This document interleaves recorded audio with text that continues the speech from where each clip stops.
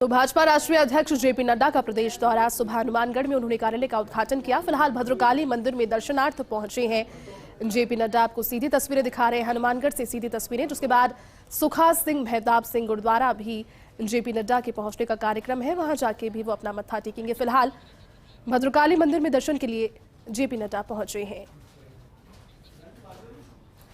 चलिए अधिक जानकारी के साथ सहयोगी डिंपल शर्मा इस वक्त हमारे साथ फोन लाइन पर जुड़ गए। डिंपल, हनुमानगढ़ के दौरे पर जब पहुंचे जेपी नड्डा, कार्यालय का सुबह उद्घाटन किया, हमने तस्वीरें लगातार दिखाई। फिलहाल भद्रकाली मंदिर से सीधी तस्वीरें दिखा रहे हैं, आप वहां मौजूद हैं, क्या जानकारी फिलहाल? देखिए जयदीप, बिल्कुल भाजपा राष्ट्रीय अध्यक्ष जेपी नड्डा यहाँ भद्रकाली दर्शन हनुमानगढ़ टाउन की अगर बात करें, यहाँ पर पहुंचे हैं मंदिर के दर्शन के लिए। और साथ में अगर बात करें तो प्रदेश प्रभारी अनिल सिंह, प्रदेश अध्यक्ष सतीश पूनिया, संगठन महामंत्री चंद्रशेखर, सांसद बालकनाथ उनके साथ में मौजूद हैं। और तमाम जो भाजपा के कार्यकर्ता है, कुछ भाजपा के जो ऐसे कार्यकर्ता हैं वो भी यहाँ पर आए हैं उनके साथ।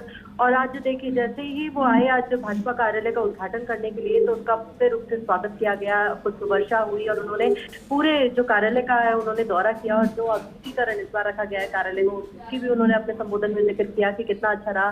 साथ ही उन्होंने संबोधन भी दिया, अपने सभा को संबोधित भी किया कि यहाँ के जो कार्यकर्ता हैं वो लंबे समय से इंतजार कर रहे थे भाजपा के राष्ट्रीय अध्यक्ष के संबोधन का।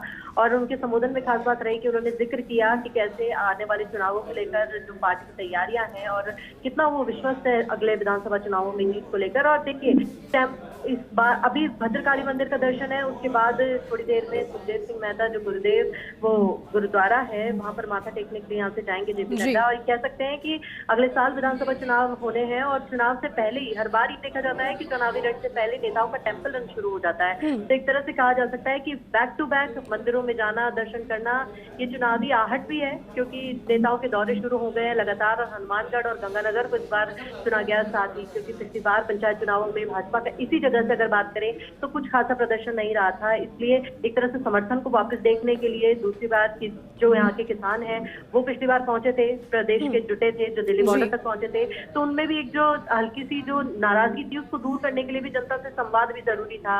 और कार्यालय भी जैसे कि देखिए 527 कार्यालय ऐसे हैं, 512 कार्यालय ऐसे हैं जो कि प्रस्तावित है बनने पूरे देश की अगर बात करें, जिसमें से 227 बन चुके हैं। और 227 में जो आज 11 कार्यालयों का उद्घाटन हुआ है, जिसके अंदर से जो 2 थे वो हनुमानगढ़ और गंगानगर के ही थे और एक का प्रत्यक्ष रूप से हुआ। और बाकी जितने भी बाकी के जो 10 कार्यालय हैं उनका चूरू की बात करें, 12 की बात करें, और भी जो कार्यालय थे उनका वर्चुअली उद्घाटन किया जेपी नड्डा ने। बिल्कुल डिंपल, जिस तरीके से आपने जानकारी दी कि सुखा सिंह मेहताब सिंह गुरुद्वारे में जाने के बाद कहा जा सकता है कि जो 2 दिवसीय दौरा था उसका सफल समापन हो जाएगा। अब क्या कहेंगे इसको लेकर, क्योंकि 2 दिवसीय दौरा रहा, उन्होंने सभी वर्गों को साधने की कोशिश की, लोग पहुंचे उन्हें सुनने के लिए और सफल आयोजन इसे करार दिया जा रहा है, क्या कहेंगे इस पर? बिल्कुल, देखिए जयती, क्योंकि हमेशा से ही रहा है कि जब भी भाजपा अपने यहाँ के जितने भी विश्वस्त अपने वोट बैंक को पूरी तरह से कहीं से भी गंवारा नहीं चाहती है। और अगर विधानसभा चुनावों की बात करें तो सभी पार्टियां अपने अपने पूरी तरह से तैयारियों में जुटी हुई है। लेकिन एक और इस बार नई चीज ये है कि देखिए गंगानगर हनुमानगढ़ पंजाब की बॉर्डर पर है और ऐसी जगह पर जहाँ पर पंजाब में अगर बात करें वही सियासती फॉर्मूला जहाँ आम पार्टी बनी, सरकार बनी आपकी, और जो किसान थे उनमें खासा नाराजगी थी भाजपा को लेकर। तो कहीं ऐसा नहीं कि हनुमानगढ़ और गंगानगर के जो लोग हैं वो उससे प्रभावित होकर इस बार किसी नई पार्टी को जगह देने की सोचे, क्योंकि नई पार्टी अगर आपकी बात करें तो वो भी काफी ज्यादा सक्रिय हो रही है इस बार। तो उसको भी किसी भी तरीके से भाजपा नहीं चाहती है कि वो वोट बैंक जो उनका है वो किसी भी तरह से किसी और पार्टी के हाथ लगे, और जो सक्रियता है दूसरी पार्टी। बिल्कुल डिंपल, देखिए बहुत बहुत शुक्रिया फिलहाल तमाम जानकारी।